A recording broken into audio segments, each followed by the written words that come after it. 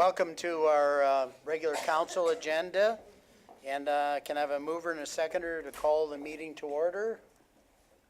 Ritchie and Coughlin. That the regular meeting of the Council of the Township of Springwater of November 7th, 2018 come to order at 6:30 p.m. All those in favor? Carried. I'd ask you to stand if you're able while we sing the national anthem and then remain standing. O Canada, our home and native land, true patriot love in all of us command. With glowing hearts we see thee rise, the true north strong and free. From far and wide, O Canada, we stand on guard for thee. God keep our land glorious and free. O Canada, we stand on guard for thee. O Canada, we stand on guard for thee. Please remain standing for a moment of private reflection or prayer.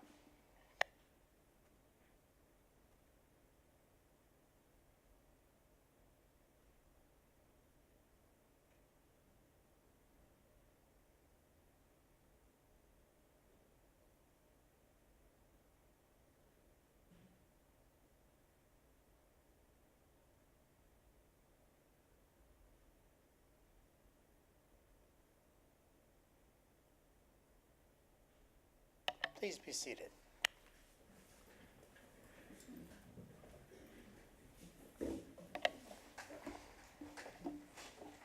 I'll turn to council. Does anyone have a disclosure of pecuniary interest in any of the matters on tonight's agenda? Councillor Coughlin?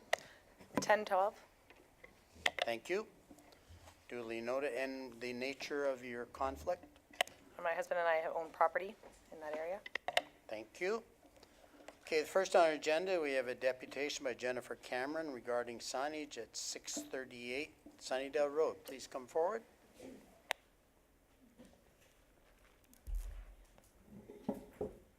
I have to turn them on? Are they on already? Just pull them both towards you because we do stream our council meetings live. Okay. So thank you, Your Worship and Council, for allowing me to do this delegation. I am here to discuss the sign at the corner of Sunnydale and Wilson, and I believe the best way to start is just give you a little history and maybe a short story about who I am and explain how this all came about. So this property has been in my family for 5 generations, and to just name a few of us, we are the Walwins, the Handys, the McCulloghs, the Stewarts, and I'm Jennifer Cameron. I am the trustee for the South End of Barrie. I'm also a realtor and a businesswoman in Simcoe County. So this sign is on our farm.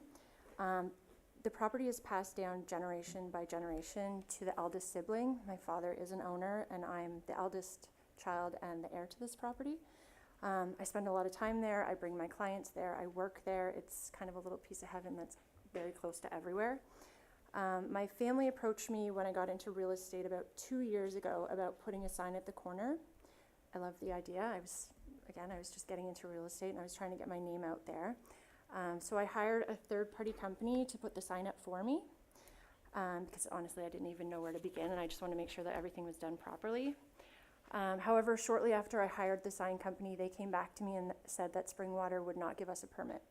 So I was absolutely gutted. I couldn't believe it. I was so disappointed. So I broke the news to the elder, which is my great aunt, Joan Walwin. She's 80 years old. She grew up on the farm. She's sharp as a whip. She handles all the financials for our family. She said, Jennifer, this isn't a Springwater matter. This is, the authority belongs to the county. So I was like, oh my God, okay, thank God. So light at the end of the tunnel, I called the sign company. I let them know of the mistake. And before long, we had our permit. So I know the question has come up, why did I share the sign with the Rockburns? And to be totally honest, at that time, it was a huge expense for me. I just had a brand new baby, just quit my job, and I was doing this self-employment thing. So to offset the expense, I partnered with my husband's best friends, the Rockburns. The Rockburns own a moving company, a local moving company, so I kind of figured it made sense, the realtor and a moving company sharing the sign. I actually thought it was kind of a helpful thing. But until this all came about, I didn't realize that someone had an issue with that. So in my mind, it was just local businesses supporting each other. Now, with this new bylaw, it's not exactly ideal because I know that my sign isn't the only one affected, and it kind of feels like a personal attack, actually. So I wanted to kind of present this to you and let you know that I'd really like to continue to keep my sign on our property. And that's happy to answer any questions. Thank you. Okay, I'll turn to council. Questions? Councillor Austin? Thank you, Mayor French. Could you remind me then what is the nature of the sign? It's advertising your real estate and, Sure. and a moving company, is it? I have a picture if you'd like. Okay. Sorry, they're all stuck together. And on which corner? It's at Sunnydale and Wilson. Oh, north, south, east, west? It's on the northeast corner. Northeast, okay. And you said that when you first came up with the idea, It's my family's you were idea. told that you couldn't get a sign permit from Springwater, is that correct? So I had someone acting on my behalf, a third-party company that does this, that's their job. So they came back to me and said, oh, we went to Springwater, and Springwater said no. So I was totally disappointed. I went to my family and basically told them what happened, and my great aunt was like, why did they ask Springwater? This is a county. Like, county would be issuing the permit, not Springwater. And so you put the sign up? So then I went to the county, they gave me a permit, or the company a permit, and I put my sign up. And so I don't understand why you're here today if the Because county Spring- gave, I'm just curious, I'm Yeah. just trying to get get the case straight. No, I appreciate Why are you here today if you have permission from the county? This is the good question, because I got a Actually, letter. I think I may have to refer to CEO Brindley. He can maybe add some light to the picture of why the county permit may not have been, the conditions may have not have been met. Thank you, Mr. Mayor, and to probably answer some of Councillor Austin's questions. First of all, the deputant is correct.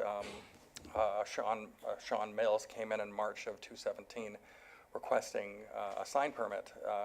This individual was, I guess, representing the landowner, was told the sign did not comply with the bylaw, but also was told that it didn't comply with our zoning bylaw. Our zoning bylaw only permits one sign on the entire property, and there's already a sign on the property which advertises Walwyn Electric, I believe, and the car dealership, which is farther away. So we were said, you can't get the permit. They then, I don't know what happened on the family side of things, but they went to the county. The county issues a permit because it's adjacent to a county roads. But that doesn't say that they still don't have to get a permit from the municipality. As a matter of fact, the Simcoe County approvals says specifically the issuance of a permit by the county does not relieve the holder of the responsibility of complying with the relevant municipal bylaws. So matter of fact, the county approval requires them to get our permission, which was not granted. We received a complaint. Some people are a bit more picky on the signs, so someone did issue a complaint. And regardless of that, council knows that and has asked us to become more proactive on things like signs and other things. So the owner of the property was informed that this sign was not in compliance with our requirements. And then we suggested, similar to another application came in with a sign that we had concerns with, I suggested that'd be appropriate that the owner come into council and state their case, because I think out of fairness, that council should hear this and therefore make a decision based on that. Councillor McConkey. I asked council to consider this case. It is a family business. We are here as driving economic development. I also feel as a council we made a mistake in passing the sign bylaw. And that's part of the reason in future considerations, I've asked for them to look at the signs and to see what signs are not in compliance and how we can work with the businesses. It's not that I want to take down signs. There's signs, and Ms. Cameron is right. On Sunnydale Road, there are many signs that are probably not in compliance. And yet, one sign gets pulled out. And I don't want to report the other signs, but I think we have our due diligence to ask what's the impact of having these signs and looking at it further and saying, how can we work with these people? We want business. And these are farm businesses too. And they may not, and so our bylaw also states that it has to be on a family agricultural land. This is new that I heard that you can't have more than one sign on it, but because the Walwyn sign is there, and that was grandfathered. So that's grandfathered, and this is new. And so this is a new sign. It's family. You heard tonight. If I would be so proud if my daughter or grandchild could put a sign on my brother's property if they had a business. To me, that's family, and what is the definition of family today? So I think we have to look at it. I think that we should give an extension until we really look at the impact of all the signs. And this is a county. Should we be stepping on county jurisdiction? Like, why should we be when I go put up an election sign, I'm following county rules on county roads. And many of you are probably very lucky that you are, because you got to put a lot of signs on that road. And you can't in the municipal. So I think we really have to sit back, look at this, a $10,000 investment. Rockburn Movers have been in the area for long time. They employ people in the area. So it's not like they're not a family that's doing business in the area. I just feel that this should be something that should be granted and should be left there for at least a year until other action is looked at to see what the impact of the whole situation of our sign bylaw is. And I ask council to listen, think about family, think about economic development as we speak here and try to drive business in the area before you make a decision. Thank you. Other comments or questions? Okay, seeing none, we did have another situation earlier this year, and we did grant a short extension, so that could be a possibility. The situation is different, and the reality is, unlike the election sign bylaw, the general sign bylaw by the county does make a reference to meeting the requirements of the township. The county election bylaw doesn't say to that effect. So I guess and I have to turn to council, and if there's a suggestion or first of all, we have to accept the delegation, and so can I have a mover, Madam Clerk?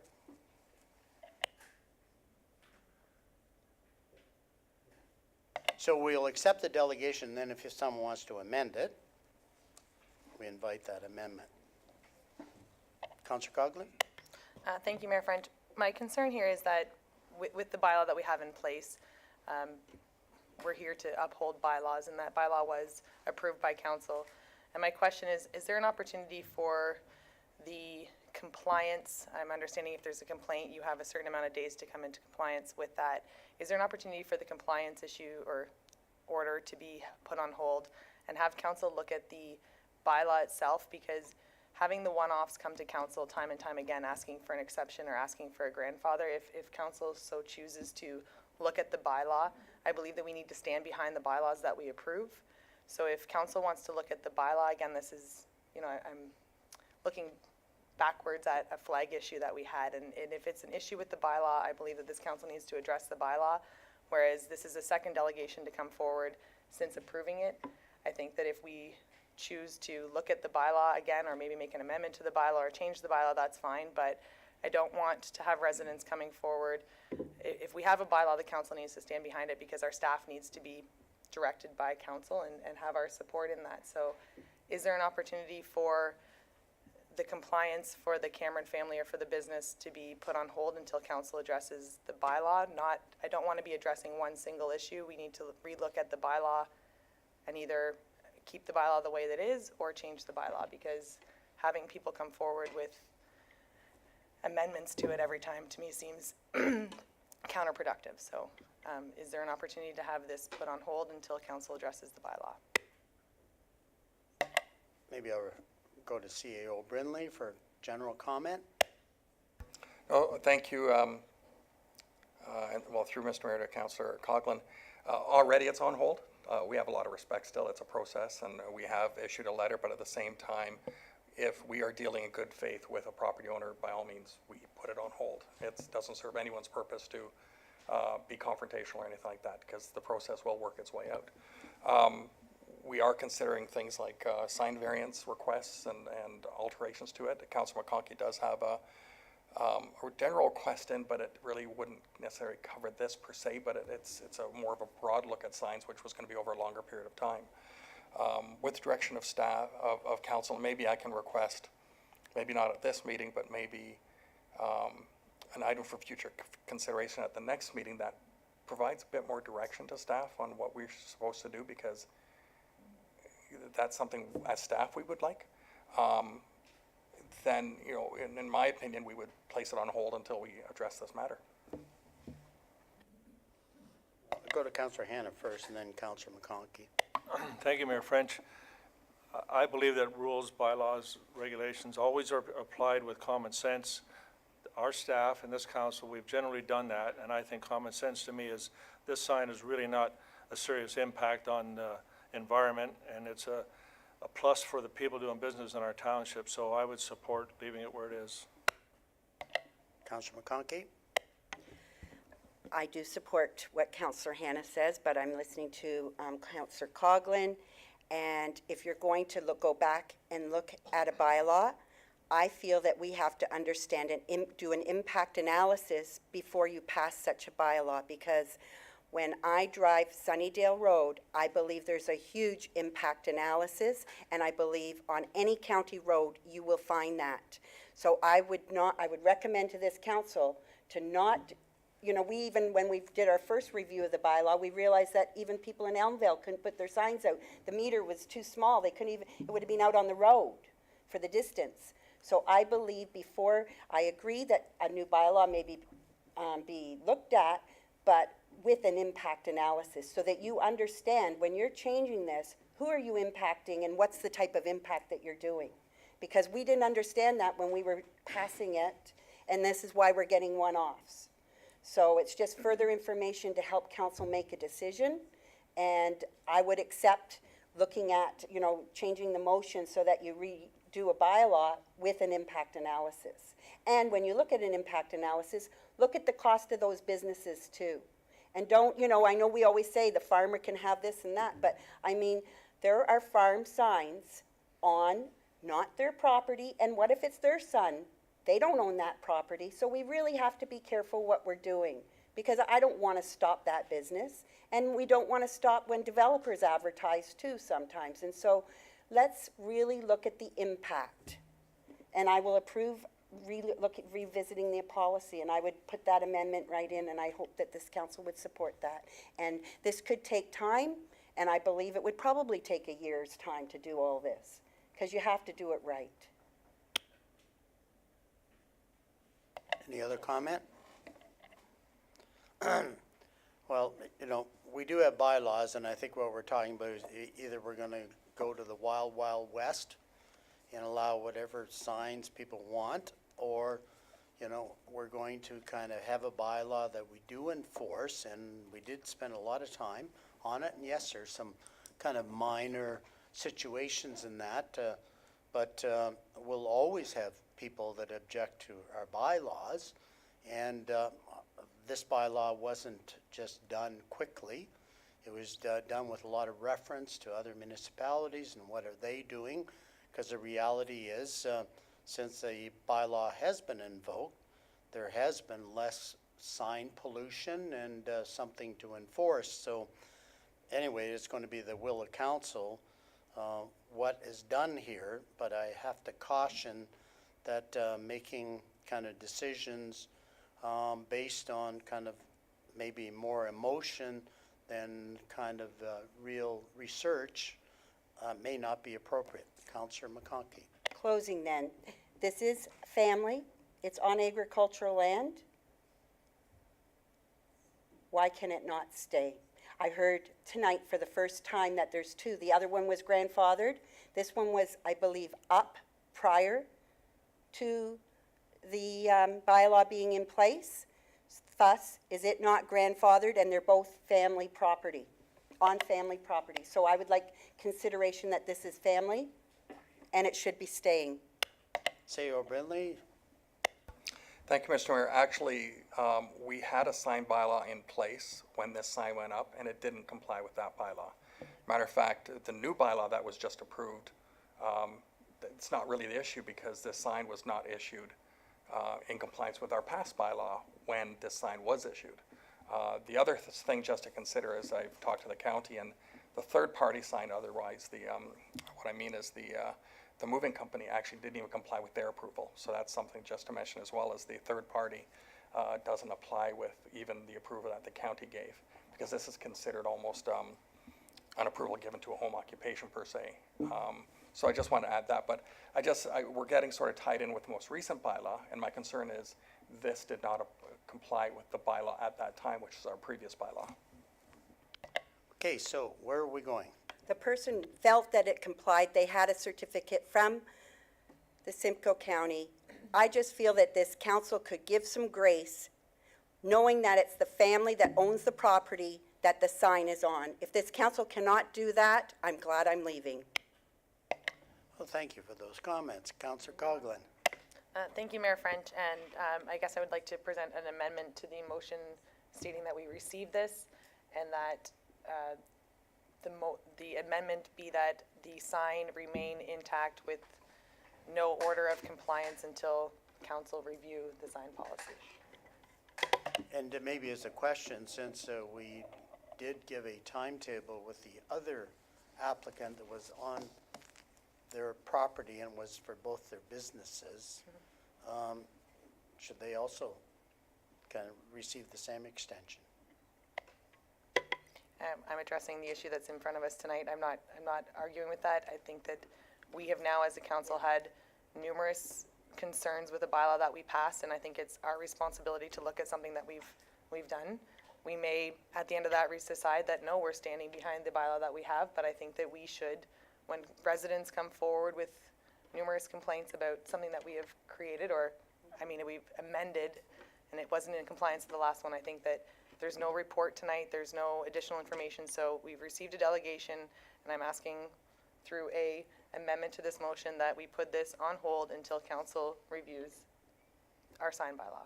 Okay, thank you. So I need a mover and a seconder for the delegation to be received. First of all, can I have a mover and a seconder? I was amending that. Ritchie and, Oh, sorry. McConkey.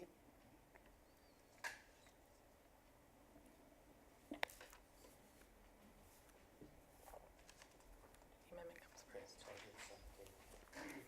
So I'm going to put this on the table. Moved by Ritchie, second McConkey, that the delegation from Jennifer Cameron be received. And so now over to Councillor Coghlan.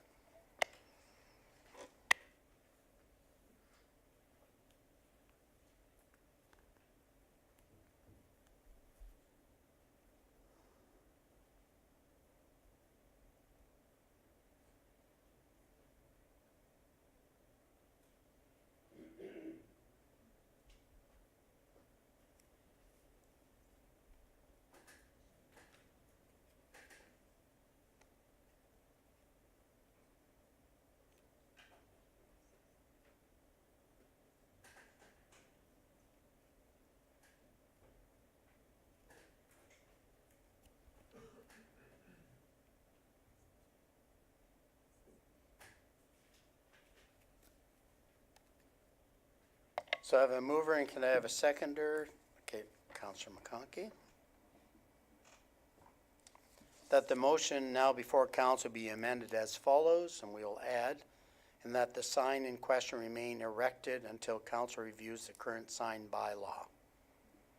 Everybody understand the resolution? All those in favor? Opposed? Okay, it's carried. And now as amended. And I assume Councillor Ritchie and Councillor McConkey agree with the amendment that the delegation from Jennifer Cameron be received and that the sign in question remain erected until council reviews the current sign bylaw. All those in favor? Carried. Thank you.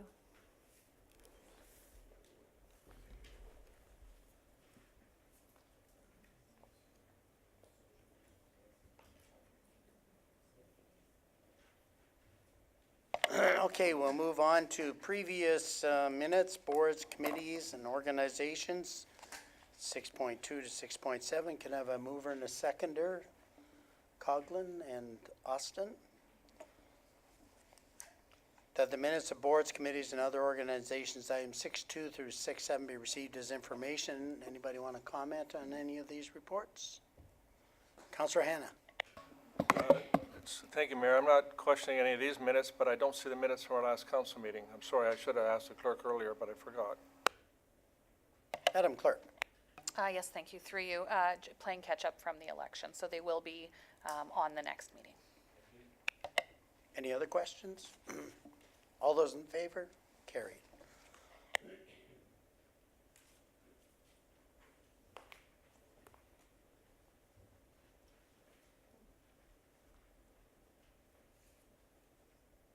Now we'll go to question period. So if anybody from the public has a question, preferably it's on the agenda, but we're open to other questions, and if we don't have an answer, we will try and get it to you. So name and address, please. Hi, my name is Barb Kuchar and I live in Springwater in Midhurst, Ontario. Do you want the full address? 10 Bridle Trail. I have a question about 9.8 concerning the decisions with the Recreation Hall Board Advisory Committees, and you have an option A and an option B. So it's on page 7 of the 9.8 approval of terms of reference for the Cultural Advisory Committees. Can you pull the mic a little closer to you, because I don't Okay, think is it's that better? carrying. So 9.8, and you have two options, option A and option B. And I looked that over, and I personally like option B, or option 2, because it involves more people from the communities. It involves the community hall boards. And option A does not involve them at all. And so that the people who have been working on these committees, a number of them for many years, will have very little say in the recreation advisory program. And I think it's important to keep the people involved who have been involved with community halls. So if you look at it, the first option has no community hall board except for people who are the council elects or brings forth. So, Yep, we will be having, I'm sure, a lively discussion when we get to that, and okay. we will be choosing options, and I'm sure we'll be speaking to and for option A and speaking to for option B. So Okay. stay tuned, yes. Councillor Austin. Thank you, Mayor French. Through you, I have a question to Ms. Kuchar. I don't think we can debate this because we're going to be bringing this forward for our own discussion, but you're quite invited to ask a question if it's appropriate. Were you talking about the Cultural Advisory Committee, the Recreation Advisory Committee, or both? Both, I think both Both? of them. Okay, thank you. Thank you. Any other questions?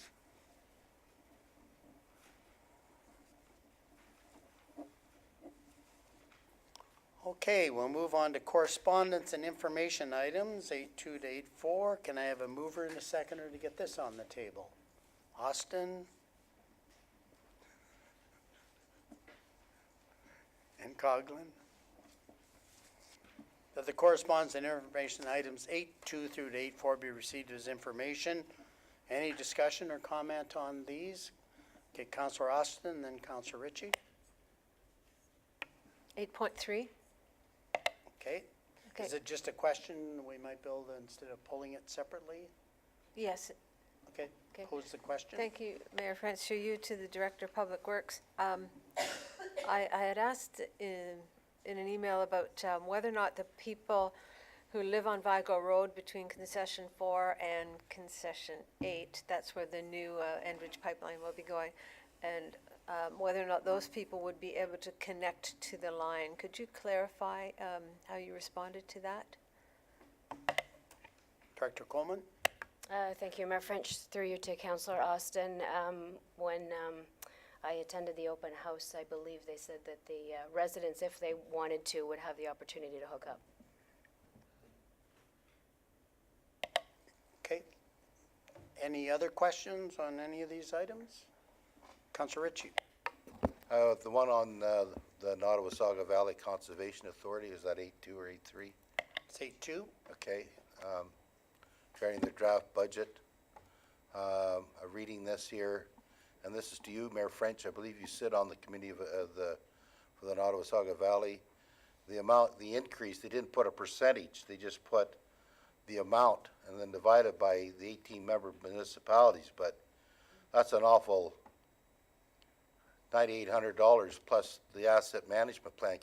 Can you share to the rest of council and everybody tonight why such a large increase?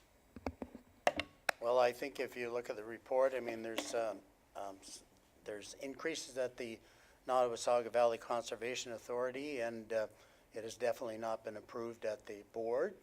And it is simply at this point being circulated to member municipalities for comment. As in the past, the individual municipalities will have to decide where they're going with this, and the board itself has to decide, the new board, on whether they recommend or approve the budget or request reductions, much like we do. So right now it's being circulated for comment, and I don't think it's even coming to the kind of for approval until February. Councillor Austin? Do we know, thank you, Mayor French, do we know what percentage increase that is? Pardon? 3.8. 3.8, okay, thank you. You're welcome.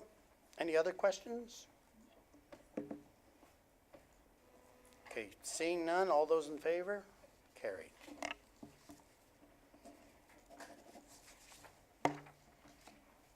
Now we'll move on to action reports, and this is on the Cameron Estates subdivision. Can I have a mover and a seconder?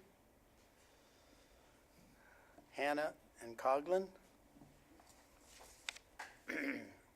That the report from the planner regarding SU-2016-001 servicing confirmation for Phase 2 of Cameron Estates subdivision dated November 7, 2018 be received, that the County of Simcoe be notified that sufficient water and sanitary sewer capacity is available or will be available and allocated to service Phase 1 and Phase 2 of the subdivision. Any questions on this? Okay, seeing none, all those in favor? Carried.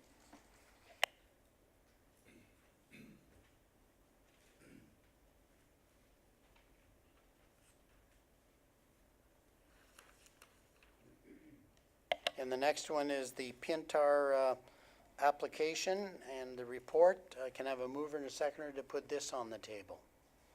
Coughlin and Allen.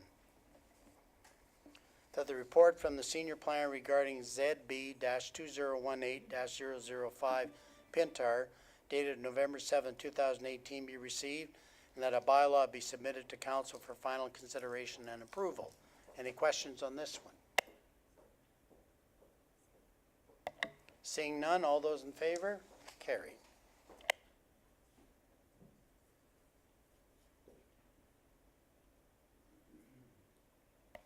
The next one is the Stone Manor Woods, and can I have a mover and a seconder to put this on the table? McConkey and Coughlin. That the report from the Director of Planning Services regarding ZB-2018-002 dated November 7, 2018 be received, and that application ZB-2018-002 be approved as it is consistent with the Provincial Policy Statement 2014, conforms to the Growth Plan for the Greater Golden Horseshoe 2017, conforms with the County of Simcoe official plan, the Township of Springwater official plan, and is considered to be good planning as proposed uses are compatible with existing and planned land use context of the development. Any questions on this one? All those in favor? Carried.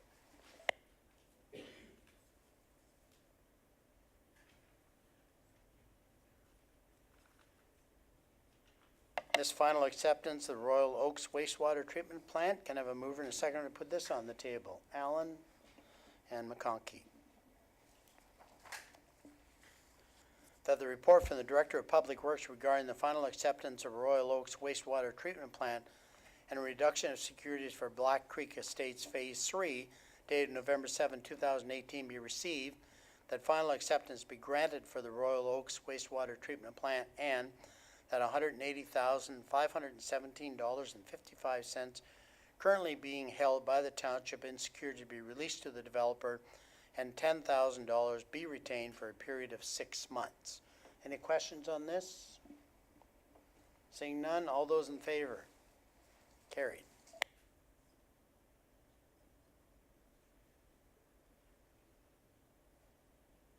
And release of, or final acceptance of Vesper Valley Estates. Can I have a mover and a seconder on that? Coghlan and Austin. That the report from the Director of Public Works regarding the final acceptance of Vesper Valley Estates Phases 1 and 2 be received, that a bylaw for the final acceptance of Vesper Valley Estates Phase 1 and 2 be presented to Council for consideration, that pending the passage of the bylaw, the Director of Public Works be authorized to sign the certificate of final acceptance, and that $75,000 currently being held by the township be released to the developer. Any questions on this one? Seeing none, all those in favor? Carried.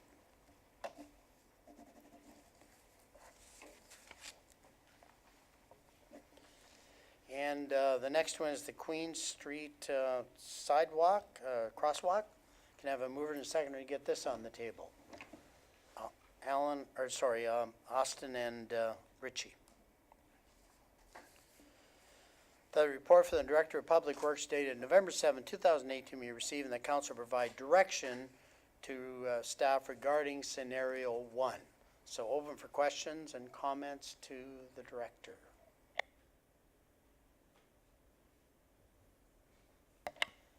Deputy Mayor Allen. Through you, Mayor French, to Director Coleman.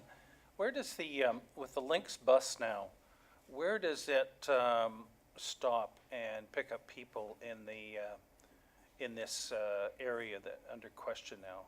I have the report open. You've got some pictures there, or maybe we have a picture we can throw up here.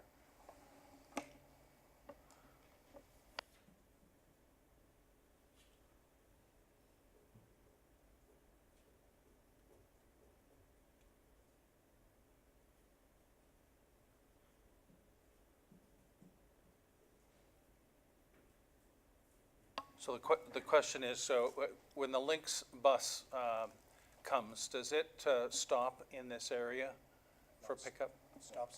It stops in Yonge Street. It does, so Yes. it's not here at all. Okay, thank you.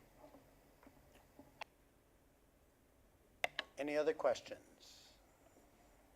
Councillor Austin. Not a question, Mayor French, a comment. When I look at the report and scenario number 1, and I look at those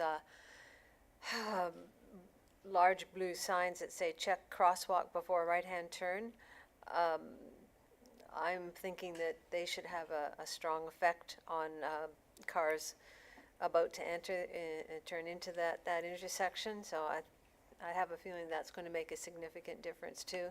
That and time, people getting used to having that crosswalk there. So I'll be in favor of supporting this scenario. Okay, any other questions? Okay, so right now you're supporting scenario 1 and to proceed. And as noted, obviously, we're getting to a time when the temperature's a little low to kind of do the painting, and may have to wait until spring. Would that most likely be the situation, Director Coleman? Thank you, Mayor French. Yes, unfortunately with the fall we've had, I suspect it won't be until spring before we get anything further painted.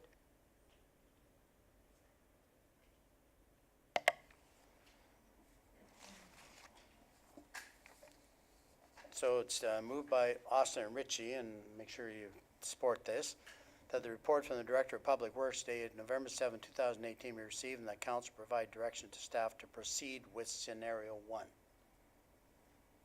Any further questions? Councillor Austin? Just clarification, we can't do the painting until the spring, but can we get those blue signs up? Sorry, Mayor French, through you to Director Coleman. Director Coleman? Thank you, Mayor French. Through you to Councillor Austin. Yes, we can order the signs and have them installed as soon as they arrive. Thank you. Okay, any further questions? Seeing none, all those in favor? Carried.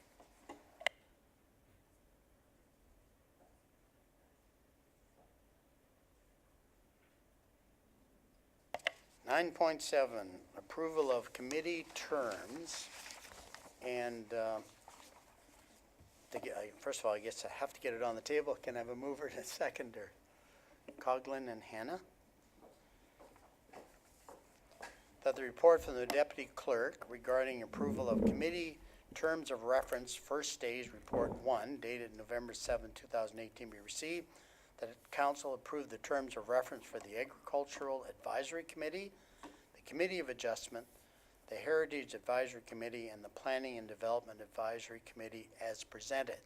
So does our deputy clerk want to speak to it first and provide the clerk, Madam Clerk? Yes, thank you, through you. You'll note that there are two different reports on the agenda. The part of our committee review process, we are proposing the terms of reference for the committees that involve public members so that we can expedite the applications and the request for applications from the public. So that's what you'll see on the agenda tonight.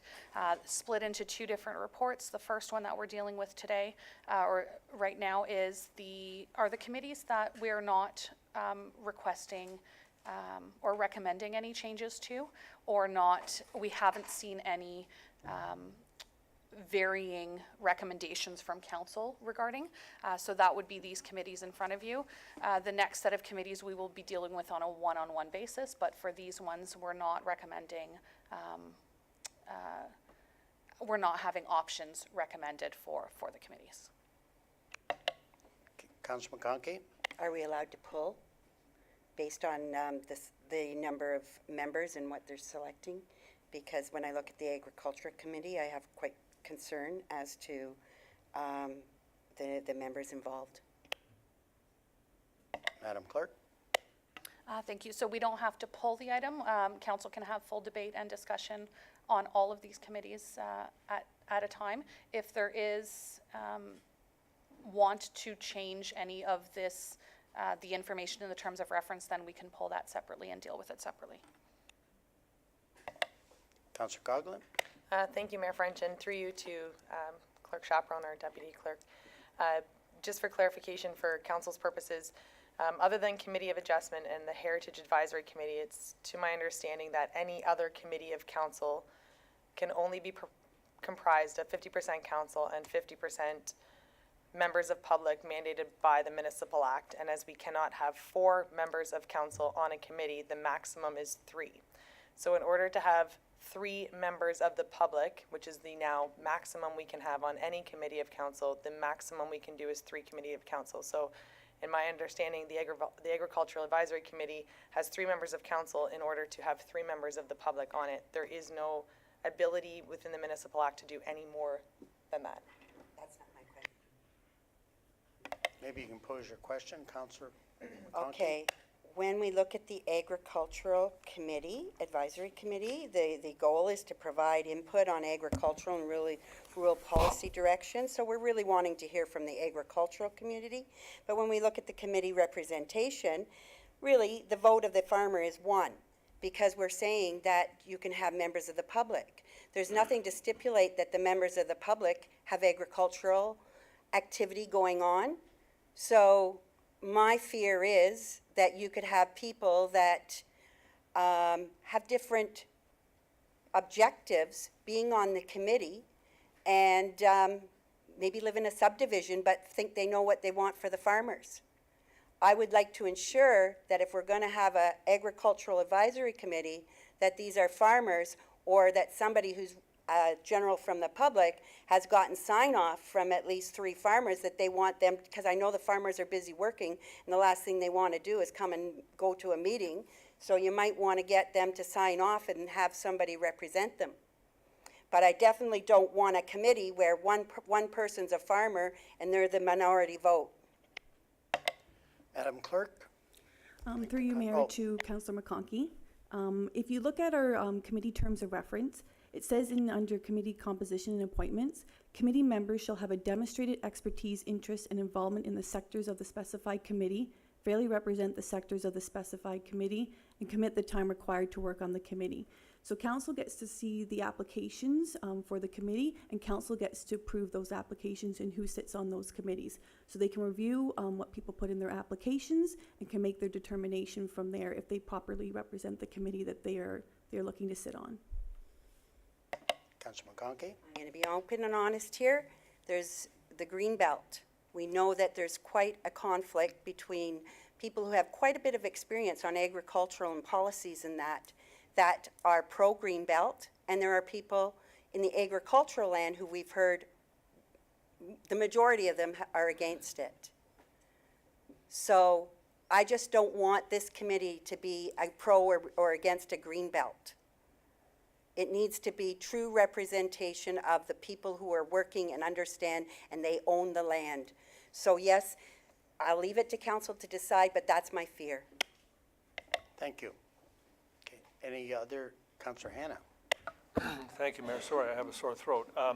The mechanics in the past of selecting people to be on committees, my recollection is that there's some advertisement done, and unfortunately, for whatever reason, we have trouble reaching out to some of the people that we need to reach out to.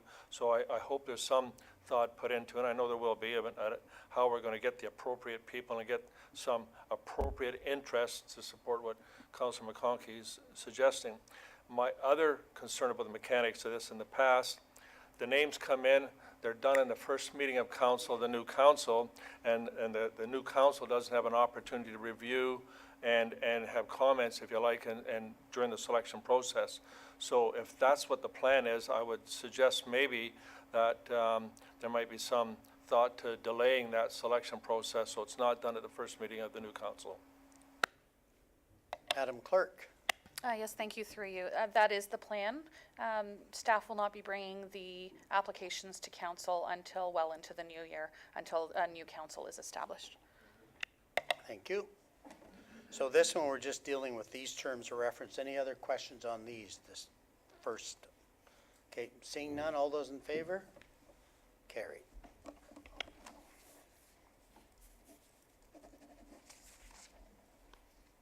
Now we'll move on to 9.8, and I need a mover and a seconder to get it on the table. Austin and Hannah. That the report from the Deputy Clerk regarding approval of committee terms of reference first stage, Report 2, dated November 7, 2018, be received. And maybe I'll go to the Madam Clerk or Deputy Clerk or whoever wants to comment, but I'll start with the Madam Clerk. Yes, thank you, through you. So to foster discussion and to ensure that council can focus on one committee at a time, as you've seen in the past, we've split this motion into several parts. So your first part will be receiving the report, and then we'll be dealing with each of the 3 committees separately through its own motion. So this motion right now is just to receive the report, and then we will get into the details of each committee separately. Thank you for that clarification. So right now, we're just receiving the report, and we'll make decisions based on each of them step by step. So all those in favor of receiving the report? Carried. And now we will get into the specifics of the Cultural Activities Advisory Committee. Can I have a mover and a seconder for that? Allen and Coughlin. And I'll read the motion, and we have some options here. The council approved the terms of reference for the Cultural Activities Advisory Committee with the following options. A, the mandate for the committee will be option whatever, and B, the member composition of the committee will be option. So let's open discussion on this one first.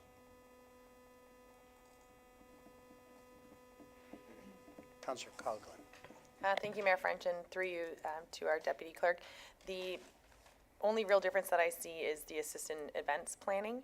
And I think that if we can provide assistance to, I'm assuming that would be hall boards then, or is it just user groups that come forward, or who would this group be assisting? Through Mayor, to Councillor Coghlan, it could be an assistance to our community and recreation coordinator.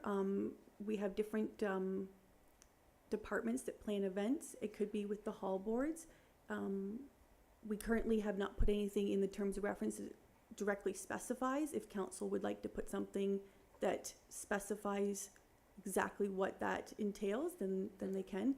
We left it broad so that it allowed for them to help out with an array of events, but if council wishes to narrow it down, then we welcome that amendment. Thank you. Madam Clerk. Thank you, and just further to that, because there are quite a few new committees, what we will be doing is doing a review prior to the next term. So in a year and a half, to see how the committee is functioning, if the mandate is actually appropriate to what the needs of the township are. So right now, as the Deputy Clerk has mentioned, it is broad, just to ensure that we can fully determine after a few meetings what the intent of the committee should be. Councillor Hanna. I was just going to suggest that, excuse me, option A seems to be the most productive and worthwhile option to me. Any other comments on the options? We'll just look at the kind of the mandate. I guess not to be contrary, but because this is new, I was thinking it might be best to go step by step and choose option B and not start saddling them with implementation of the actions set out in the plan, but that's just my comment. So if we want to choose A or Councillor Austin? Thank you, Mayor French. I understand your point about saddling them, but the key word in there is in option B, or the difference between option A and option B is the potential. The committee would have the potential for coordinating resources. So it doesn't saddle them with the making that compulsory. So I think having that extra in there would not be onerous. It would simply be a suggestion, that, while you're at it, you could do this, but you don't have to. Thank you. Deputy Mayor Allen? Thank you. Through you, Mayor French. I think we are looking at the different aspects, mandates and then composition. I think an overall consideration with all of these committees is the ability to draw people into them. So we're going to be talking about numbers next, and in a lot of cases, it's tough to get greater numbers of people to volunteer, not only for their local volunteer initiatives, but also to volunteer for committees such as this. So the more you give them as a potential mandate, the more they feel there is a responsibility and a time involvement. And I think that's going to impact the interest and response that you get, as will the number of committee members. Thank you. So, Councillor Hanna. Again, I would just point out, as Councillor Austin did, that option D doesn't require them to do the extra. It just says there's potential there to be able to do it if they choose to do it, and that's why I liked it better. Thank you. Councillor Coghlan.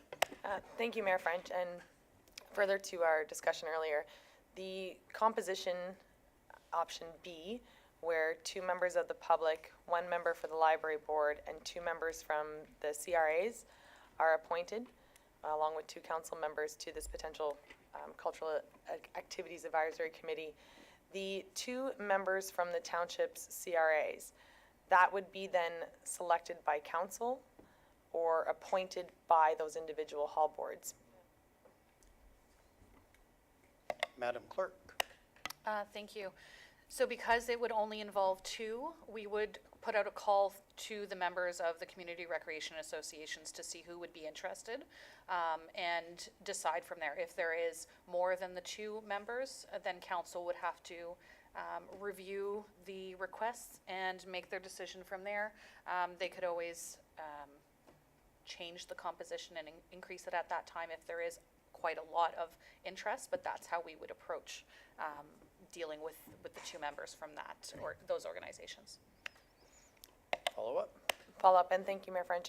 And if there is, so this, option B then is best case scenario, so if we don't have interest from a library board member, or if we don't have interest from existing CRA members, the composition can then still move forward if there's one or the other. It's not required to have all in order for it to be comprised in that way. Madam Clerk. Thank you.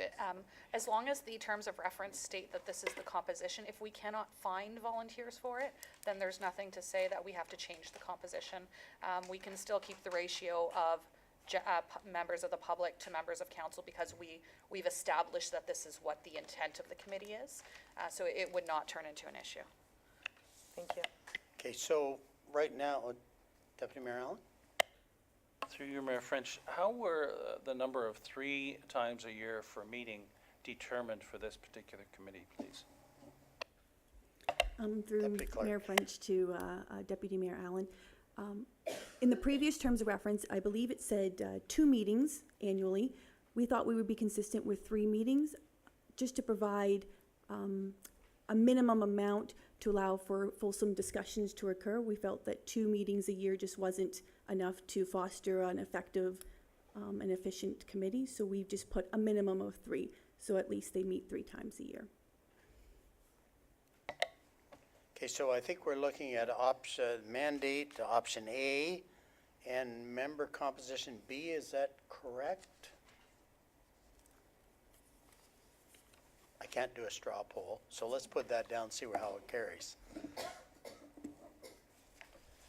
Okay, and it's agreeable to Allen and Coughlin that mandate is A and membership is B? Okay, so with that, yeah, carry on. Thank you, Mayor French. And then the definition of a member of a township CRA. I know that there are members at large and there are members, voting members for the CRA. So is there specific, I know at the annual general meetings for both the hall boards that I sit on, there are members who are voting members, and then there are members at large. So we have a youth representative, we have community at large. So what a member of a township community recreation association, is there specific besides that, or if they just attend 1 meeting a year, or if they just volunteer by baking cookies? Like, I don't understand what a member is of a recreation association. Madam Clerk is going to clarify that. Thank you. Council passed a bylaw to establish the community recreation associations, and there was an appendices for each board to state who the members were. Those are the members that we are speaking of in regards to this. Okay, Councillor Anna. Thank you. I think Donnell makes a good point about the number of members and how hard it is to get people. I would suggest that we should vote on the mandate first and then on the composition, because I think going to composition B for all those people, given the other committees that we're going to be putting or asking people to go on, I think is going to be a little bit too much. Councillor Coughlin. Thank you, Mayor French. And to elaborate on Councillor Hannah's points, my concern with creating committees of council where representations from the CRAs, elaborating on Deputy Allen's as well, it is difficult to find people to run our CRAs and have them to be dedicated. And then I would hate for members of the public not to step forward for the CRAs out of fear of having to attend, whether it be a recreation meeting or a cultural activities meeting. I don't want people to think that we're mandating it to them. So if the opportunity is there, that if should someone choose to, that's one option. But then at the same time, option A does still provide if that member of a hall board does want to sit on this committee, they have the opportunity to apply to sit on this committee, just like every other member of the public. So I do agree that option A is not preventing any member of the public to sit on these committees. I'm just myself, I don't like the 50-50 with council and public, because I think the more input we can get from the public, but knowing that our meetings are open, that input is always welcome, that there's question period during the meetings, like I do feel that council does engage the public.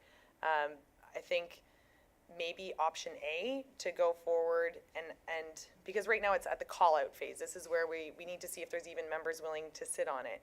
And if we go to the call-out and all of a sudden we have 17 people applying for this, then we can reevaluate it. But I think that a 2 and 2 moving forward might be the best bet for this as well.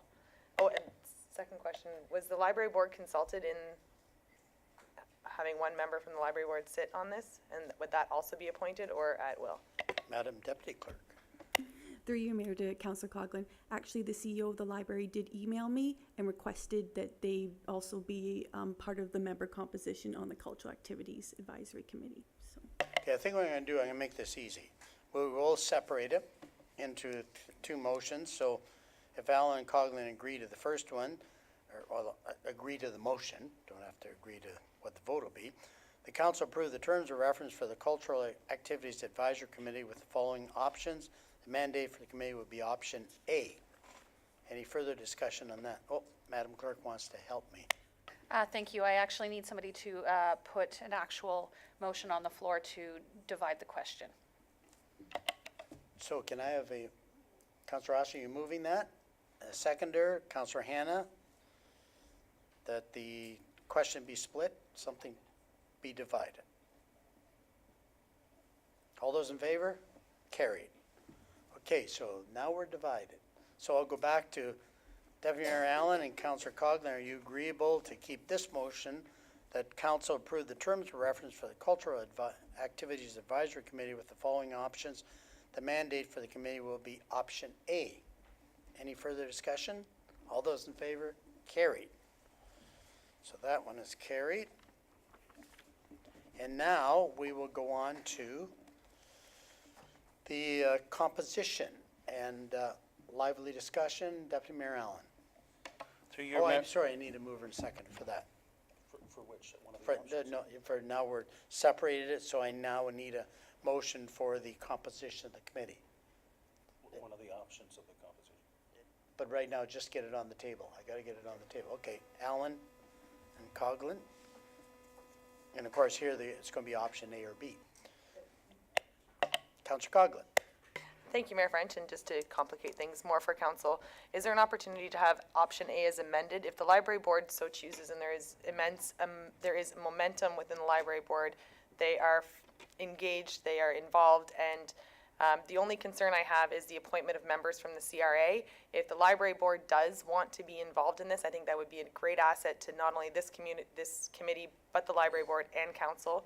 If the option, I don't know whether we just simply strike 2 members from the community recreation.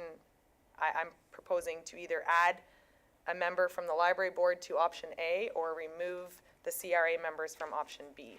And that's what I would like to move if there's a seconder.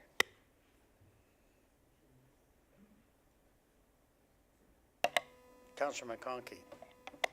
I just want to understand why we would remove from option B the Recreation Committee. This is the first time anyone's getting paid. I mean, we don't even get paid to sit on a recreation board. So I think you might get a few more volunteers than you ever had. You know, you come out 3 times a year and you're getting $40. So, and you get to be on a committee. That's great. I think that, and you get to make some decisions here. So I think what I had understood from Councillor Coughlin's question, that option B, we're going to go out with those, but if it doesn't come, we don't meet that number, it's still going to go forward. So what do we have to lose to go with the large numbers? That's where I don't understand. Madam Clerk. Thank you, and maybe to ease some concerns, staff would be approaching the community recreation associations, and being very clear that this is a volunteer opportunity, that there would be no, it's not mandatory in any way, just to ease any of that concern. Yes, with some remuneration. And as mentioned, if the 2 spots are not filled, the committee would just keep going as is until someone might step up, or just keep going like that. It would not affect the committee.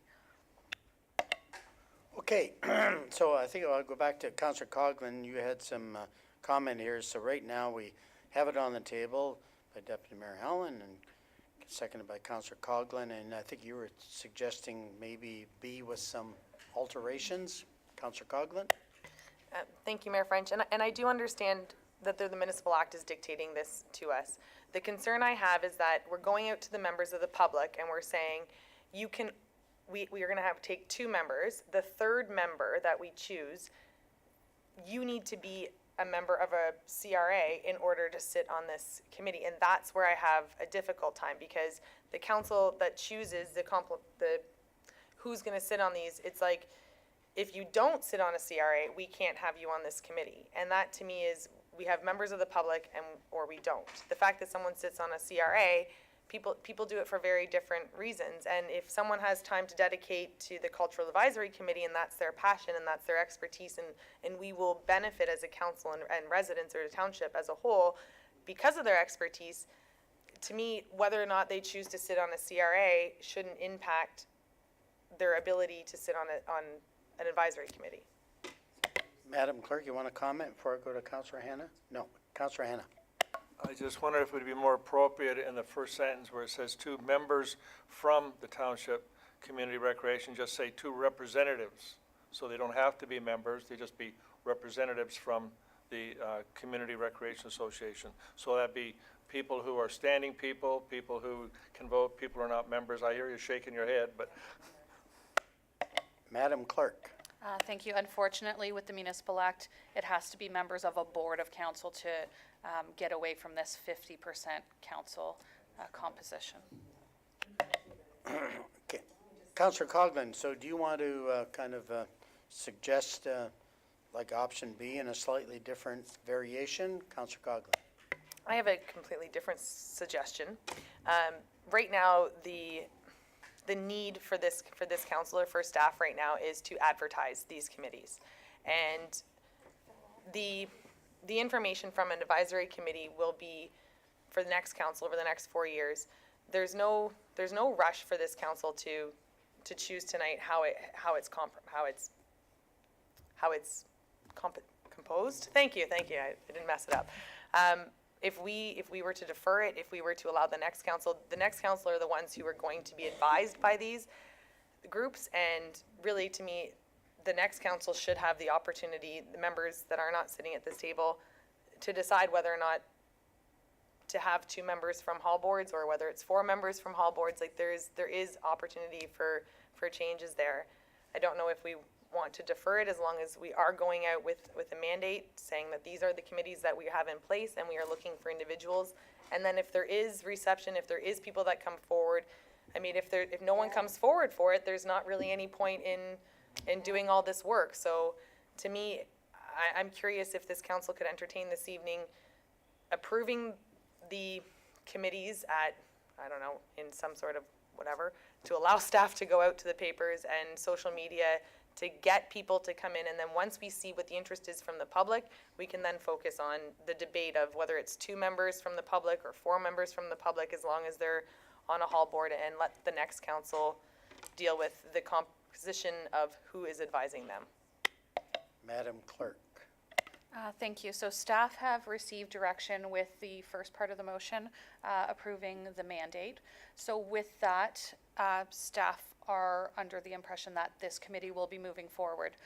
Without knowing the public composition, doesn't really matter. We can go out and ask for members of the public, if the second motion is deferred and brought back to the new term of council, we would just be holding on to the applications until further decisions can be made. That's what we would do. We would go with the request for applications later this week. So Deputy Mayor Allen and Councillor Coghlan, are you agreeable to change the member composition of the committee be deferred? I am. Yes. Okay, all those in favor? Carried.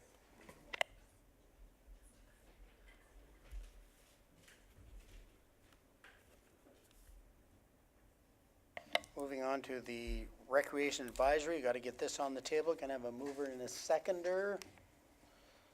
Hannah and Coghlan. The council approved the terms of reference for Recreation Advisory Committee with the following options. Of course, the mandate for the committee will be option A or B, and the member composition will be option A or B also. So, open for discussion. Do we want to separate these as we go? Do you think that's necessary? Councillor Coghlan. Thank you, Mayor French. Before we move on, are we able to defer the second part of it, and before we speak to option A or B under the Recreation Advisory Committee mandate, if possible, to have Director Belcourt speak to the different options? Director Belcourt, you've been called upon. Thank you, Mayor French. So the difference between the two options are, option A is the current option, or the current mandate of the Recreation Advisory Committee that was established back shortly after the amalgamation of the municipality, where they amalgamated an Arena Advisory Committee and a Parks Advisory Committee.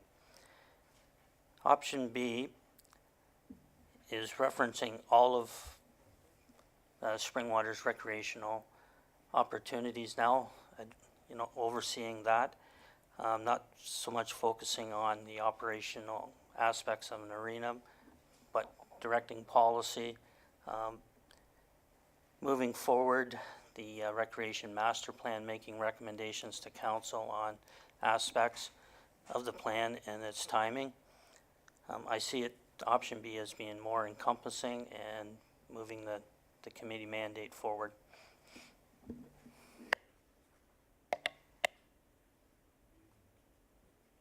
So, okay, first of all, do we want a motion to divide the question? First of all, Councillor Coghlan? Thank you, Mayor French, and through you to Clerk Chaperon, if there's an opportunity to do this similar as the one before, that the mandate of the committee be option B and that the member composition be deferred. I think we're jumping ahead of the game here. I'm asking if that can be. Okay. So right now I'm asking does someone want to put a motion to basically to separate the question? Councillor Coghlan? I'm just curious if for portion B, the composition, it says option is A or B. Is deferral an appropriate option, or do I need to divide the question in order to present a deferral? I think we're dividing the question first step. So I need a mover and a seconder to divide the question if we so want to. Okay, is that a mover, Councillor Coghlan? And are you moving that, Councillor Coghlan? Yes. Okay, and seconded, Councillor McConkey. Okay, so we're dividing the question. All those in favor? Carried. Okay, now we'll go back to the mandate. So option A or B, and let's speak to that. Deputy Mayor Allen. I'd like to support option B. Councillor Hannah? B is the obvious one. Councillor Coghlan?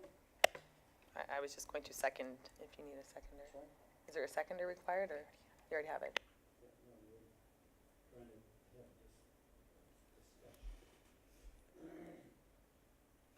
Did you have some comment? Okay. So, the mover, Hannah and Coghlan, are they still okay with the separating the question, and it'd be option B? So I'll read it, make sure it's still fine with the mover and seconder. The council approved the terms of reference for the Recreation Advisory Committee with the following options. The mandate for the committee will be option B. All those in favor? Carried. Now we'll move on to a mover and a seconder for composition of the committee. To get it on the table, Hannah and Coghlan. And discussion on composition. Counselor Anna. Thank you, and I'll get my bit in first, because I know there's people at home that are watching this tonight that are interested, and we had a question period about it as well. But I believe that the most productive way to do this is option B. It involves more people in our community. It involves the community recreation associations. So keep in mind that the hall boards of the recreation associations are the people that generally fundraise. They're the people that organize the events.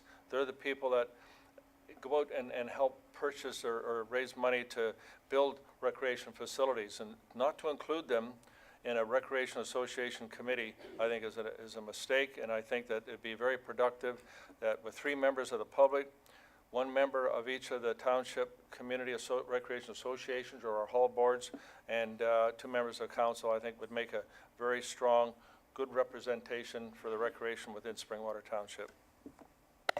Thank you. Other comments?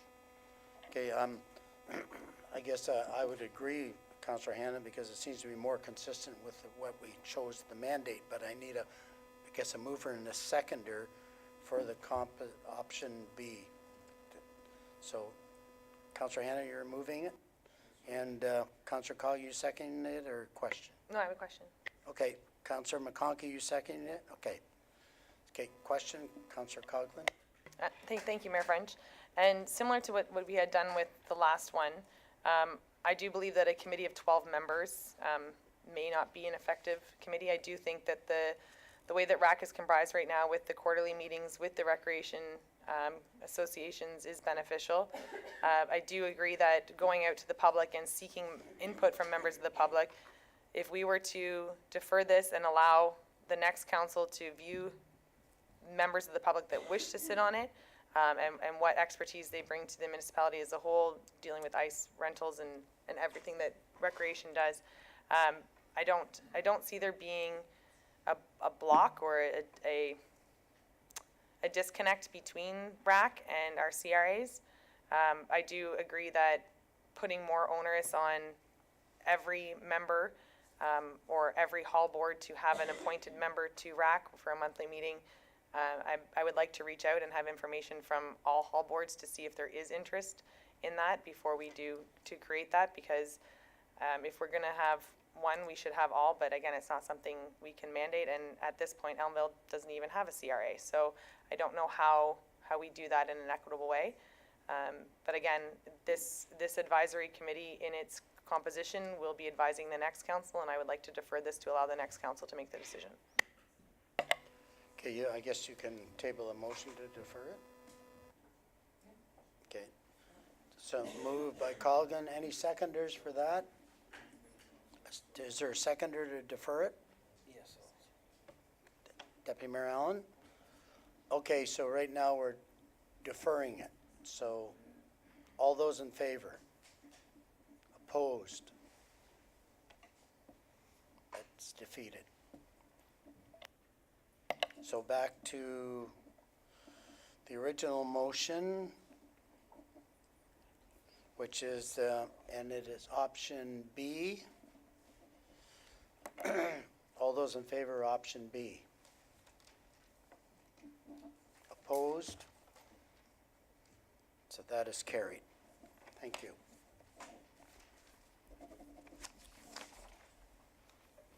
On to the next. Trails Advisory Committee.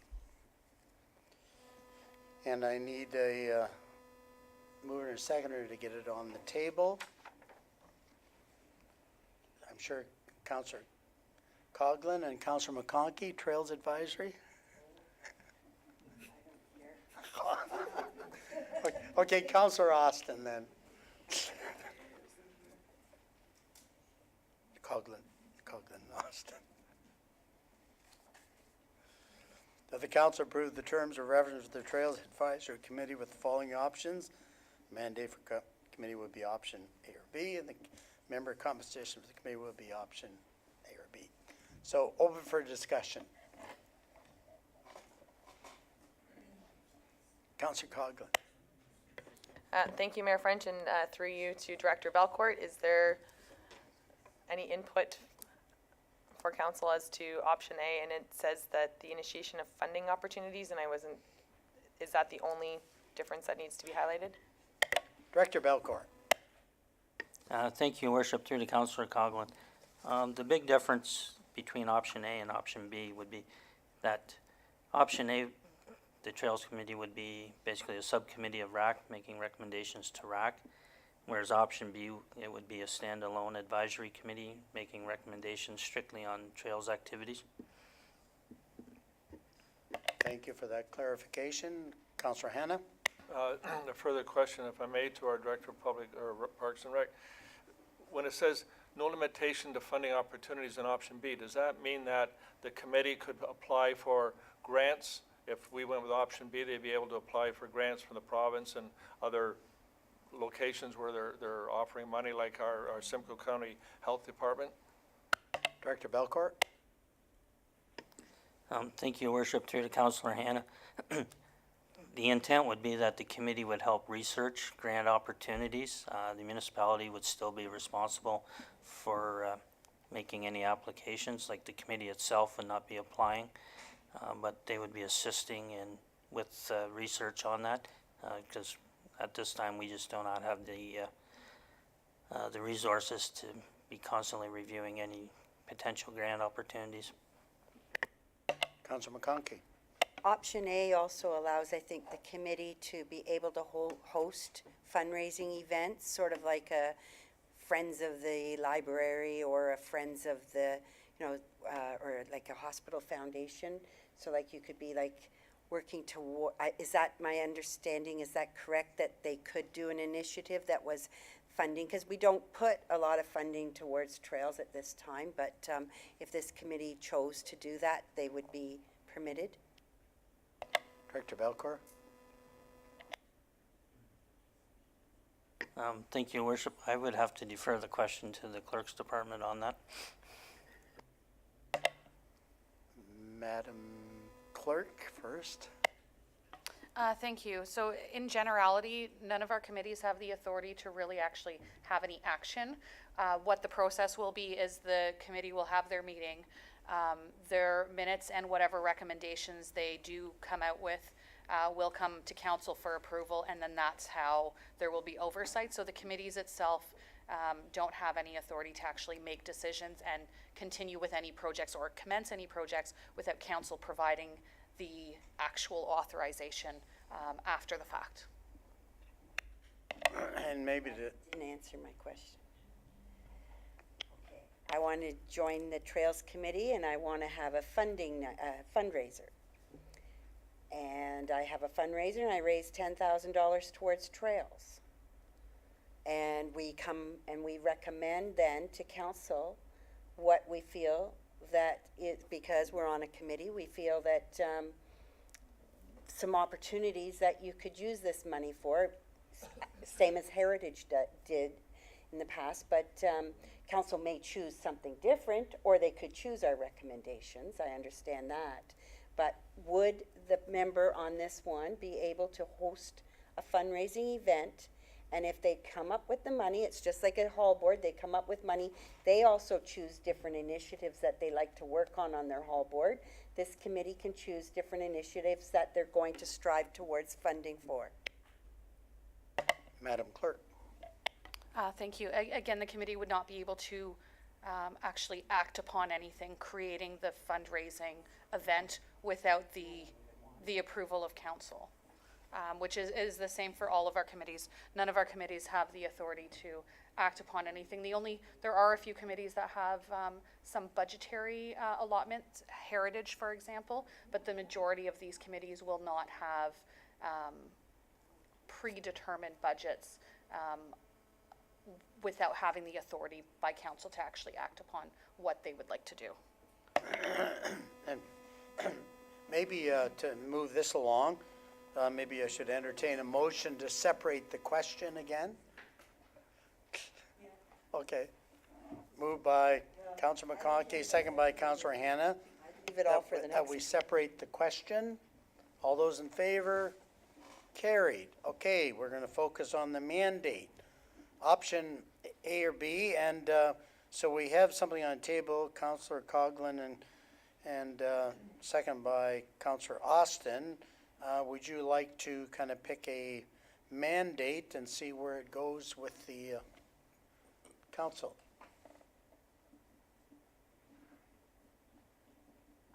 Nope, not yet. Okay. Deputy Mayor Allen, then Councillor Austin. Through you, Mayor French. I note that this is a minimum of 3 times a year meeting. So this is probably a committee that's not going to meet as often, certainly as RAC does. So I think we've got to keep that in mind, that we don't want to make the mandate too complex initially. So I would tend to move towards simplifying it. So explain the simplification. The simplification of the two would appear to be B, I would think, because it doesn't involve the necessity to collaborate. Any other comments on that? B right now is in discussion. Councillor Austin? Thank you, Mayor French. I prefer option B in particular for the last bullet because it involves networking with trail organizations, individuals and other municipalities. So I think that can be a real bonus for this particular committee, even though it's only meets 3 times a year, because it provides input for organizations and individuals who are actually using the trails.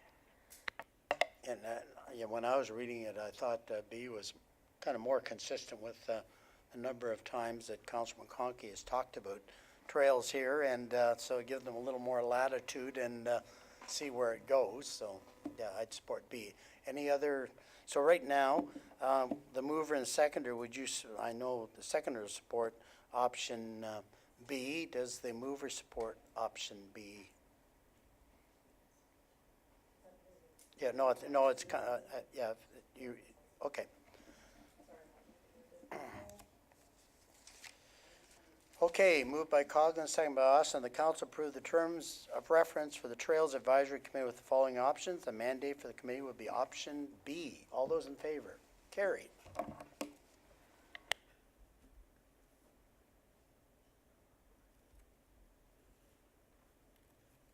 So let's move on to the member composition and need a mover and a seconder to get it on the floor for discussion.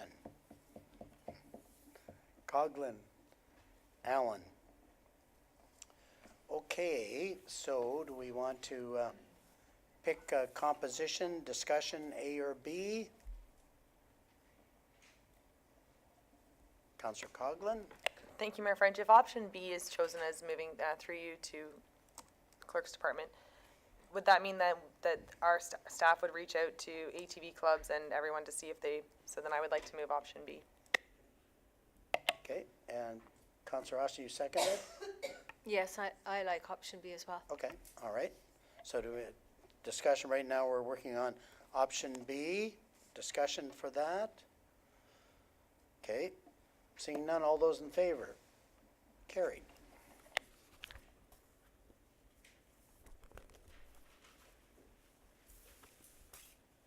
Well done.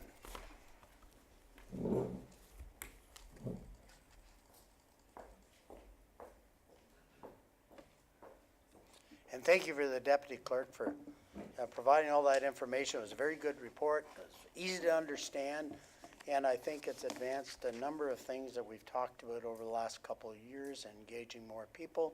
So that's great. So now on to 9.9, Winter Operations Plan and Minimum Maintenance. Can I have the mover and a seconder to get this on the table? Hannah and Coghlan. That the report from the Director of Public Works regarding Winter Operations Plan and Minimum Maintenance Standards Update dated November 7, 2018 be received. The Council adopt the Winter Operations Plan 2018 to reflect the updated minimum maintenance standards.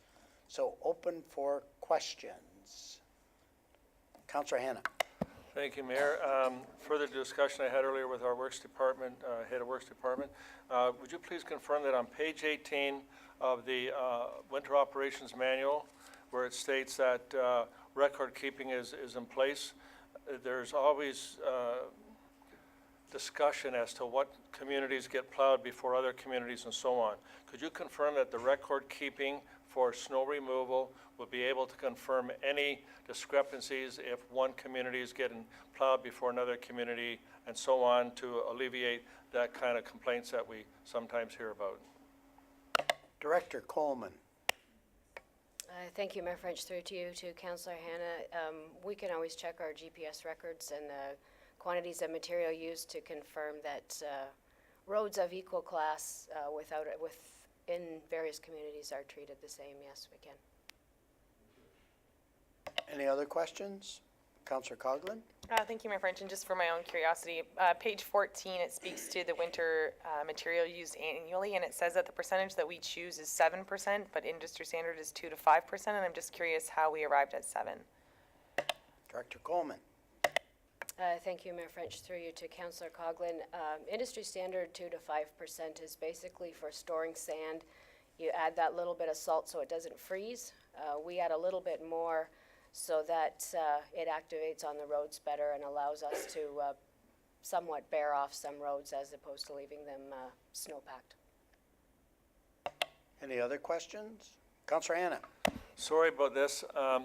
Complaints I heard from some residents that there's other chemicals out there we can use besides salt that is not as harmful to the environment, doesn't affect the automobile rust and all that sort of thing.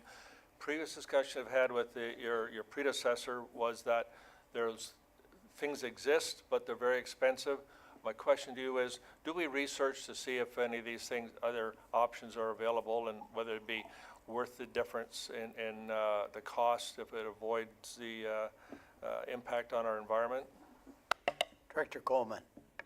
Thank you, Mayor French. Through you to Councillor Hannah. Prior to coming here, I've done a fair amount of research in winter operations, and there are products out there that are not sodium-based that can be used, but quite often these products, number one, are expensive, and number two, are mixed with sodium to get them on the roads. So I'm not sure that there would be any benefit for Springwater to move to any of those products. Any other questions? Seeing none, all those in favor? Carried.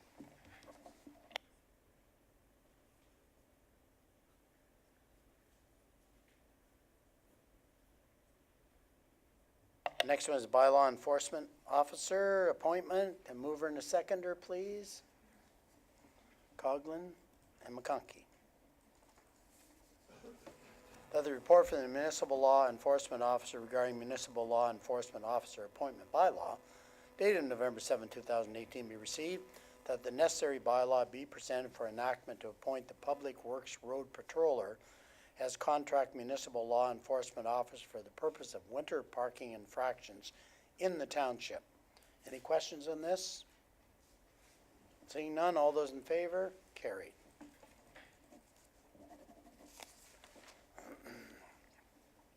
And now the reports. 10.2 to 10.12 be received, with the exception of item 10.12 to be dealt with separately, the one that Councillor Coghlan declared a conflict on. So any questions on 10.2 to 10.12? We're taking 10.12 out separately. Is there anything you'd like to pull for separate discussion? Seeing none, all those in favor? Carried.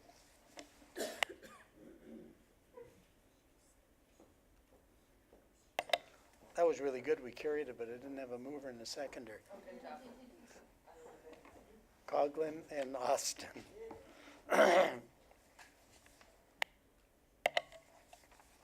So moving on to 10.12. I'm going to have a mover and a seconder, and Councillor Coghlan has excused herself from this. Alan and seconder. Austin. That the report item 10.12 be received as information. Any questions on this regarding the Hillsdale developments? Okay, do you want a quick brief overview? Okay. yeah. I know it's got a good detailed report, but Director Spagno, maybe a quick overview, please? Thank you, Mayor French. The purpose of the report is to provide council just with an update as to what's happened since the public meeting, which occurred on August 28th. There was a number of residents at that public meeting where there was considerations raised related to traffic, related to servicing, related to stormwater management, related to some environmental considerations. What the report does is it details essentially that based on discussions that staff has had with the developers, that the project is moving in a positive fashion to go and resolve the matters that were raised through the public meeting process. But it's also to flag that there's a process through the LPAT system that has to occur, whereby there's a pre-hearing that is going to take place on December 11th, 2018, which will provide the opportunity for anybody who has an interest in the file related to the Sargent land specifically to indicate what their preference would be to either participate in the process or become a party. So really it's to provide council with an update of as to what the issues were that were expressed and outline the next steps moving forward as it relates to the LPAT process. Thank you. Any other questions on that? Councillor Austin? Thank you, Mayor French, through you to Director Spagno. If someone, if a resident were to ask you possible time to expect these developments to move ahead, would you be able to answer that or no? Director Spagno? Thank you, Mayor. I'm talking about shovels in the ground. Thank you, Mayor French. You to Councillor Austin. I would not be able to answer that. However, the developers could provide some outline or some information as to the timelines that they're expecting to have shovels in the ground. What I could provide residents with is just an outline of what the process will look like moving forward and advise them of what they can do through the LPAT process to have some input and provide input through when the applications are being considered. Okay. Deputy Mayor Allen? Thank you. Through you, Mayor French. I believe council voted for a one-year extension on this, and that comes up when and what has to happen subject to a further extension by that time? Director Spagno? Thank you, Mayor French. To you to Deputy Mayor Allen. The actual date of when the extension lapses is it's escaping me right now. However, the process would essentially be that the developers would have to submit another request for an extension, and it would come before this council to provide for another year extension once that request is submitted. Any other questions? All those in favor? Carried.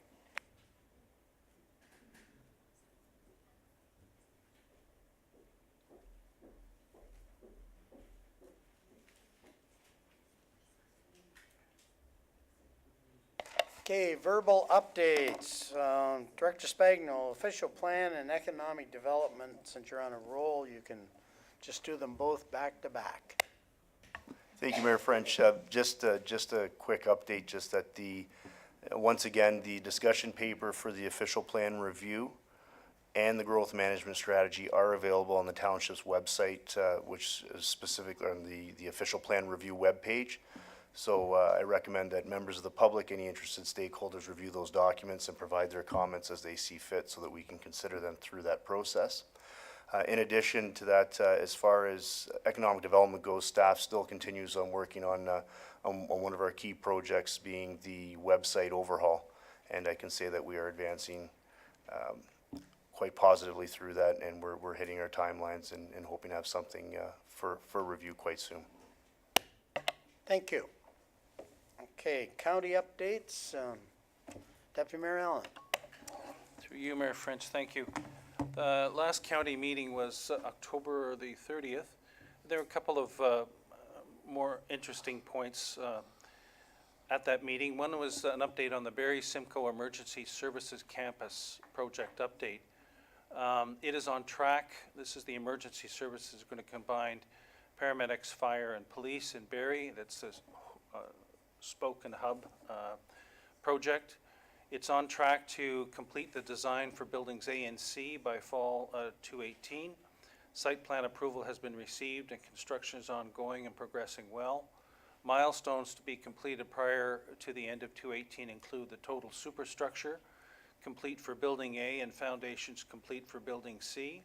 preparation for site works and asphalt, installation of the communications tower, demobilization of both stationary cranes and making the south portion of Building A weather-tight. Substantial and total project completion are on track to be completed December 2019 and January 2020 respectively, with occupancy in early 2020. And the hard construction costs are currently slightly under plan. There's a website that's available to check on monthly updates, see pictures, but it's quite a significant project that is moving along quite well. The next thing is the textile and electronics collection results. You will recall the county initiated collection of these, and the textile collection occurred over 2 designated weeks in June, and the electronics collection occurred over 2 weeks in September. The textile collection netted 107 tons of used clothing, linen, shoes, and accessories versus a total of 50 tons collected at all of the county waste facilities last year. The amount collected curbside was somewhat short of the 150 tons originally estimated, and staff feels that the reason participation was lower than anticipated was due to the need for residents to determine which week their collection would occur on, and then have the materials out for collection on Monday rather than on their regular garbage day. The electronics collection netted over 171 tons of electronics and small electrical equipment versus a total of 500 tons collected at all of the county waste facilities last year. The amount collected at curbside was somewhat short of the 210 tons originally estimated. Staff notes that there are reports of widespread scavenging in some urbanized areas prior to the electronics collection occurring. The net cost for textile was $150,000, but that was a lot of setup costs, so it was a good first showing and will be repeated with improvements going forward. And then finally, the first crack at the 2019 budget is a session that's going to be happening with County Council tomorrow at the museum from 9 until 3, and then will be followed up by the new County Council in early January to be working on finalization of the 2019 county budget. Thank you. So now I'll turn municipal updates. Anybody have some events aside from Remembrance Day this Sunday? And of course, the event will take place in Elmvale and also at Springwater Park. And we invite everyone to come out and show respect for the veterans and why we're here in such a free democracy. Any other updates? Councillor Austin. Thank you, Mayor French. On November 30th, the tree lighting ceremony at the Gateway Parkette, it's a Friday night event, that will be happening November 30th. December 2nd is the Elmvale Santa Claus Parade. The theme this year is Redneck Christmas, and that'll be at noon. December 7th, which is the following Friday night, the Lionesses are sponsoring their annual sleigh ride, which is taking place at the community hall. And while I remember, the Rogers Communications Tower has been built out near the 10th line. The last time I was out that way, it didn't seem to be up and running, but I'm not sure. And I'm just wondering, through you, Mayor French, if we could ask Director Spagnell if he has any further communications as to whether or not the Rogers Communications Tower is going to be actually working, or is it working yet? I can go to Director Spagnell, but I know he won't have an answer for it because aside from being informed that they're putting a tower there, that's about the extent of our involvement. And I'm seeing a nod that he doesn't know what the status is, so you may want to call Rogers. Any other municipal updates? Okay, let's move on to notices, which notice was given. And it was moved by Coughlin, and this is regarding donations from the Springwater Swing Golf Tournament to the 2 food banks. And can I have a seconder to get it on the table? Hannah? And what would we like to put in as the amounts? The council hereby approves the following donations. the mover. I'll have the mover first to suggest some numbers. Thank you, Mayor French. I believe that the last donation was 2,500 from council. 2,500, I believe was, that's just from memory though, if I can have confirmation of that.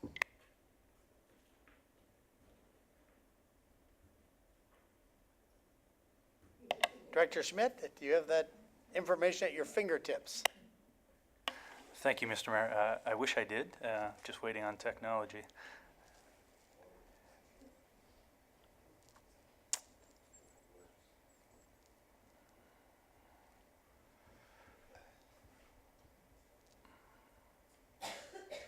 While we're looking for this, I think in the future it might be appropriate, same as we do with physician recruitment, that maybe we have these kind of food banks come and give us some numbers that they would appreciate, you know, on an ongoing basis, but keep that for the future. But for now, we'll find out what we did provide to the two last year.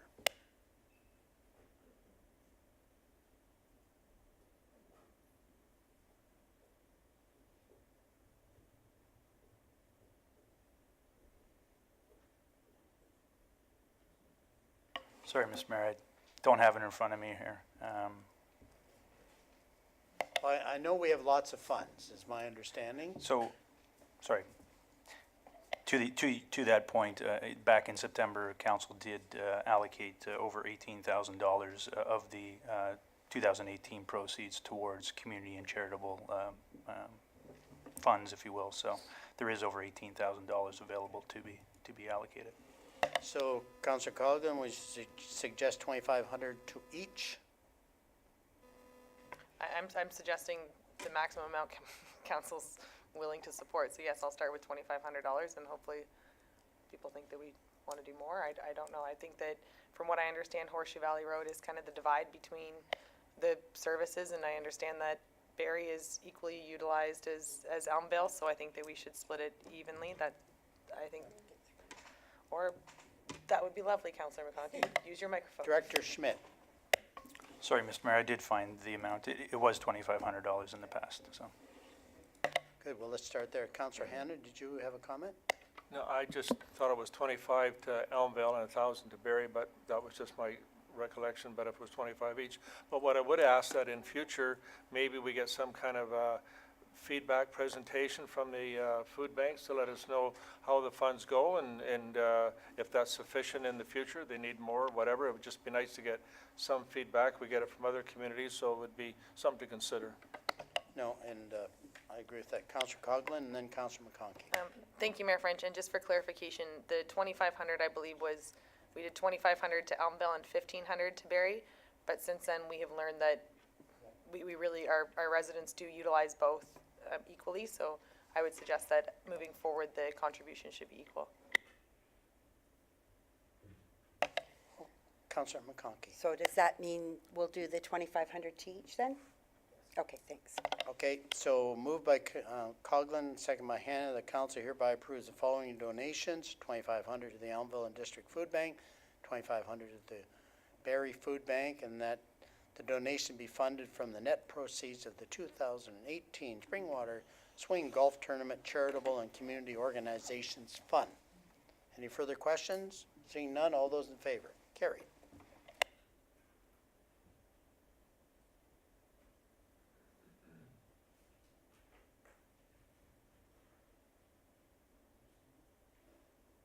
Notice of motion, and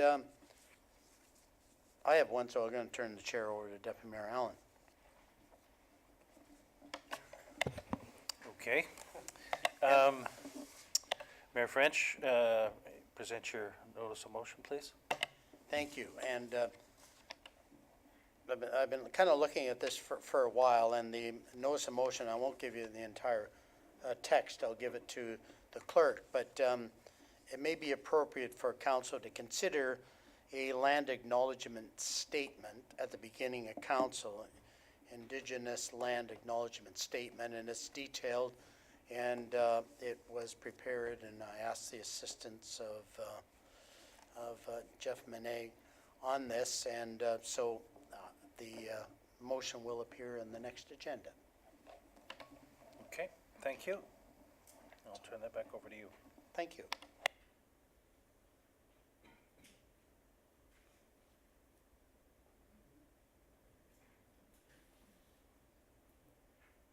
Is there any other notices of motion? Okay, seeing none. Items for future consideration. Councillor Coghlan. Thank you, Mayor French. Just curious, through you to staff, if the discussion from the delegation arising earlier this evening needs to be presented as a IFC or not, or if it's just going to. CEO Brindley. Thank you, Mr. Mayor, through to Councillor Colligan. I think with Councillor McConkey's IFC request from October and what we've heard today, I think we've got some direction. Okay, thank you. Any other items for future consideration? Okay, then I guess we move on to bylaws. And can I have a mover and a seconder? Austin, McConkey. That the bylaws herein, listed herein, be signed and sealed by the mayor and clerk. All those in favor? Carried.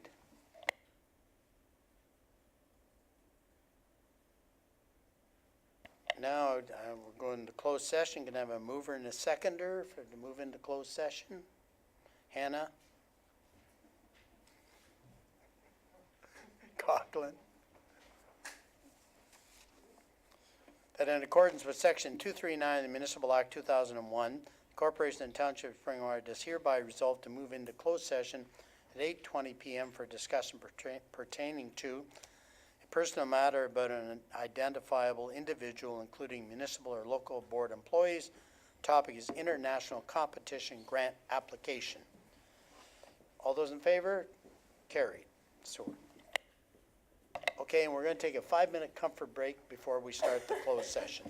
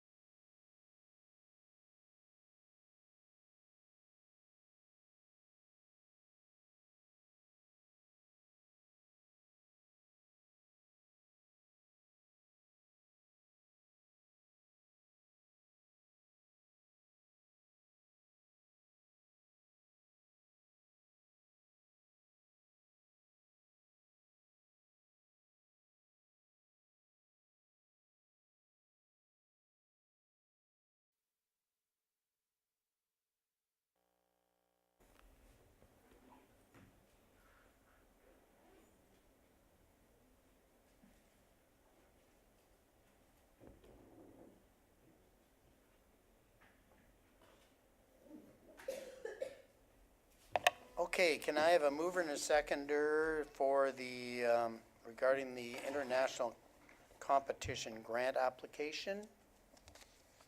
Austin and Allen? That the report from the Chief Administrative Officer regarding the international competition grant application dated November 7, 2018 be received, that a $1,000 grant be allocated from the International Competition Grant Fund to defray the costs of participating in the World Tap Dance Championship in Riesa, Germany. All those in favor? Carried. Confirmatory bylaw, can I have a mover and a seconder? Ritchie and McConkey. That bylaw 2018-077 to confirm and adopt the proceedings of council at the regular meeting held on November 7, 2018, listed here and be signed and sealed by the mayor and clerk. All those in favor? Carried. And our adjournment bylaw, can I have a mover and a seconder? Ritchie and Austin. That the regular meeting of the Township of Spring Road is now adjourned at 8:28 p.m. to meet again in regular meeting on November 21st, 2018 at 6:30 p.m. in the Council Chambers Administrative Center, Minising. All those in favor? Carried. Meeting adjourned, and thank you for anybody that tuned in.